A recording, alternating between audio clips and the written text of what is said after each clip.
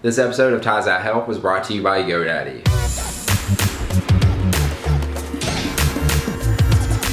What's up guys? If you have watched my videos recently, you know I've been traveling a lot. I was out in LA and then I went to San Francisco and then Seattle, and now I'm back in North Carolina, my home, where I'm from. I'm actually staying at my mom's house right now, which you see behind me, because I moved out of my house before I went on the trip to LA. So yeah, I don't have a house, so I'm kind of homeless right now. It's nice to be back in North Carolina because obviously my family's here, but also my dog is here, Mac. Mac, come here buddy. Come here Mac, come here. Come here. This is my doggy Mac. He's huge. He's a pit bull and a little bit mastiff. Like half pit bull, half mastiff. Ow, and he just clawed me. So yeah, I'm happy to see him again. It was hard to be without him for like 2 months. I really missed him. Anyway, so the point of this video, I'm gonna be telling you 7 of the best travel apps, or at least the apps that I used while I was traveling. You may already know some of these apps, but that's completely fine. I just kind of want to make one video so that I have all my favorite travel apps in like one list, and hopefully you just find one of these apps that you will eventually use. So the first app is Uber. So Uber is a cab service and they have an iPhone app with it, and it's really awesome. Like since I took my first Uber, I have never taken, I think maybe like one time I took a regular taxi cab, and the only reason that was because I was at the airport, and sometimes they have like weird rules about like Uber's picking people up at airports. So it's a cab service that has an iPhone app, and you can basically set your pickup location. It uses GPS, so it determines where you are. You say pick me up here, you can see all the Uber cars that are driving around you, and there's different options you can pick from. There's Uber X, which is the cheapest way. There's Uber XL, which is like a bigger car if you have like multiple people or like lots of bags, which we took that a few times. There's also Uber Black, which is a little bit more expensive than like a regular cab, but you get picked up in a sweet ride. Like every time it's gonna be a black car, which is normally nice.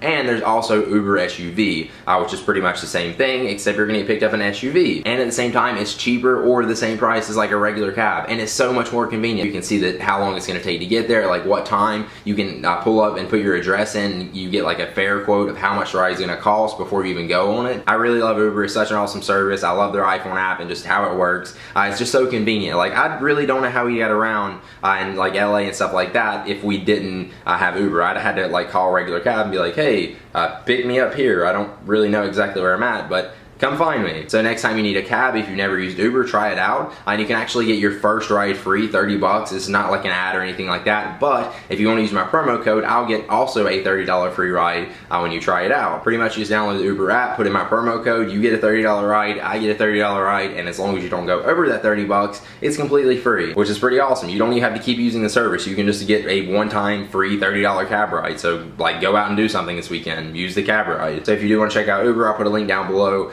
in the description. Just check it out there, and it'll have my promo code beside it. So the next app is Airbnb. If you guys have never heard of this, they also have a website too, which I use sometimes, and most of the time I use the app. Pretty much what you do is you go on and you can rent out people's places, whether it's like their full apartment or their condo or house, or you can just rent a room out from them and actually like stay in someone else's home. It kind of works the same way as if you're booking a hotel room. You pick the dates, like when you're gonna check in, when you're gonna check out, and you can see pictures of the place. You can read reviews on them. Some of them don't have reviews because nobody's ever stayed in their place before. I would suggest you pick the ones with reviews. The host also fills in the description of the place, so you get to read all the details that they say about it. And yeah, it's basically like you're renting a hotel room, but you're getting someone's house. So like when I was traveling, me and my girlfriend actually rented 2 different places on Airbnb, and we rented out an entire apartment. Again, you could stay with someone, like have your own separate room, but that's kind of weird, especially for just me and my girlfriend, because we'd be living in someone else's house and sharing it with them. But we chose to do like an entire place, so we rented one apartment and then another apartment, and both of them were fantastic. It was kind of weird staying in someone else's home, but the people were really nice. We met them, they gave us the keys, they left, and we didn't see them again or really hear from them much, like other than like a text message here or there, until we checked out that day. I just gave them the keys and I was gone. And then the second Airbnb place we stayed in was also really nice. It was just like a basic clean apartment. It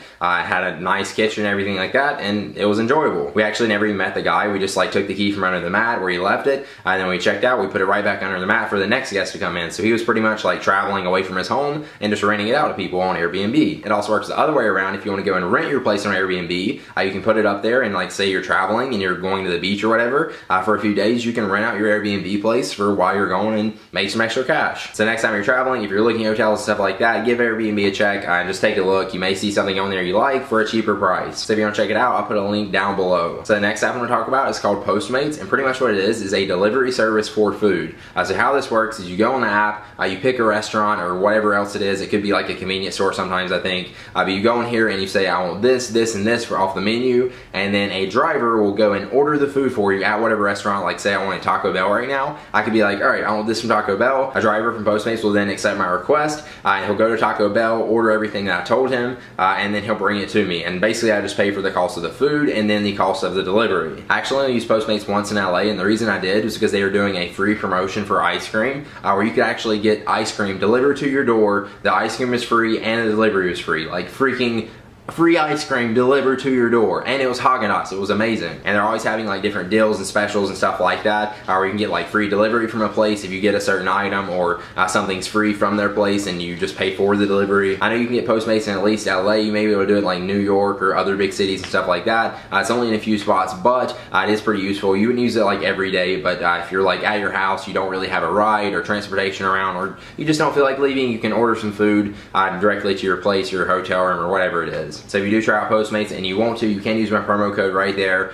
You'll get $10 delivery credit, and so will I. The next app is Yelp, which you may already know. A lot of people use it. It's really popular. Pretty much you can go in here and like search for places and stuff like that, read reviews on it, see different stuff and pictures from people. It's really helpful to like find restaurants and places you don't know, and actually see stuff on the menu that's really good to eat. I went to this Mediterranean place and like had some garlic chicken that a bunch of people recommended, and it was really, really good with some rice, stuff like that. Oh, it was fantastic. But yeah, I wouldn't want to go there and get that if it wasn't for Yelp and reading the reviews from different people about that restaurant. You can also use it to find like bars and coffee shops, stuff like that. Even in your own area, it's useful just to find like restaurants that's good that you may have not heard of or tried that people recommend and like. The next app is Lyft, and it's spelled L-Y-F-T, not how you actually think it's spelled. It's pretty much the same thing as Uber. It's a cab service. You use your GPS to like determine your location. You request a ride, a driver picks you up, and then you go to your destination. Your credit card's connected to it. It's super simple, super easy. The difference between Uber and Lyft is that it's easier to become a Lyft driver than it's an Uber driver, because you can just have like any car, so you can't like select what type of ride you're gonna be picked up in.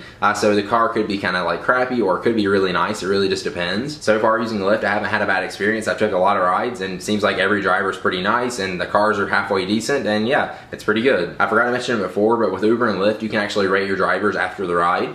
So if they're a bad driver, or they're sketchy or whatever, you can just like rate them bad, and if they get a bad rating after a certain point, they can't drive for Lyft or Uber anymore. So you pretty much have a majority of good drivers, and just unless they're like really new. The next app is Expedia, which I hate mentioning and giving them promotion because I always have problems with them and I just hate their customer service, but I do actually use the service to buy like all my flights on. You can also use it for hotels. It's pretty much like any other travel site like Orbitz or Priceline or anything like that, but we use this for hotels also. When we're like traveling around and we're like looking for a place to stay for the night, we'll pull up the hotels. You can like filter it by like if they have a hot tub or the price or the rating or the area or whatever. It's just easy to find a hotel quickly for the price range or whatever you're looking for using this app. I just use Expedia because I've like built some points and credits and stuff up on it, so that's what I just stick with. But yeah, you can use other sites. I don't recommend it, but if you need something, Expedia is an easy way to get flights and hotel rooms. And the last app I got to show you guys is called Free Wi-Fi Finder. I actually found out about this by the end of my trip, so I actually didn't get to use it, but pretty much what it does is you go on the app, you pull up a map,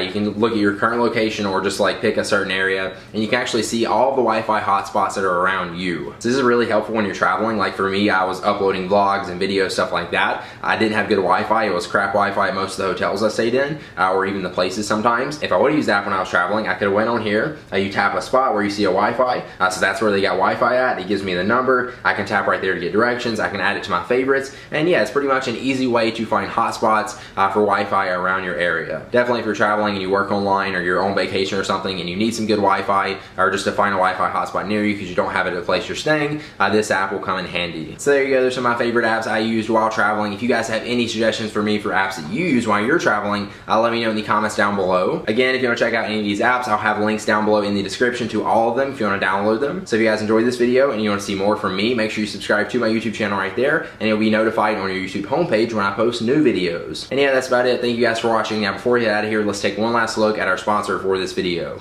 Peace. Put your website to work while you play. A website is working 24/7, so no matter where you are or what you're doing, your website is online and people can find you. Start building your website today and you can get a domain name for just $1.99. So to get a sweet deal, go to GoDaddy.com and use promo code 199HELP at checkout. Some limitations do apply, so see the website for all the details.